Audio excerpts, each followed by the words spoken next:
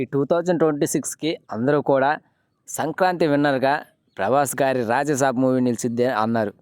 But అనూహ్యంగా నిన్న release అయితే ఈ సినిమా దారుణమైన రిజల్ట్ అందుకుంది బాక్స్ ఆఫీస్ దగ్గర. 8వ తారీఖు నైటే ఈ సినిమాకి ప్రీమియర్ షోస్ పడ్డాయి. అయినా కానీ ఉపయోగం లేదు. ఆ రోజున కొంచెం టికెట్ల రేట్లు పెరిగినా కానీ ఆ తర్వాత నుండి premiere shows and first show తర్వాత ఈ సినిమాకి కలెక్షన్స్ తగ్గాయి. ఎందుకంటే ఈ సినిమా టాక్ ఆ రేంజ్లో ఉంది. మరి కాకపోతే ఫస్ట్ డే ఈ సినిమా ఇండియాలో 45 కోట్ల వరకు రాబట్టింది. అటు ప్రీమియర్ షోస్తో కలిపి కూడా 54 కోట్ల వరకు రాబట్టింది ఇండియాలో ఈ సినిమా.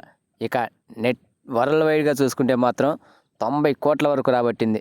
ఈ పాన్ ఇండియా స్టార్ ప్రభాస్ గారికి ఉన్న ఇమేజ్ ఏ రేంజ్లో ఉంటుందో మనందరికీ తెలుసు.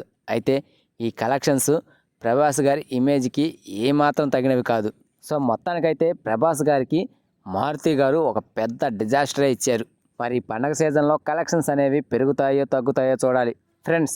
మరి ఈ రాజసాబ్ మూవీ మీరు చూసారా? మీకు ఎలా అనిపించిందో కామెంట్ చేయండి ఫ్రెండ్స్. సో ఈ వీడియో కనుక మీకు నచ్చితే please guys like share subscribe ఏదో ఒకటి చేయండి ఫ్రెండ్స్ ప్లీజ్.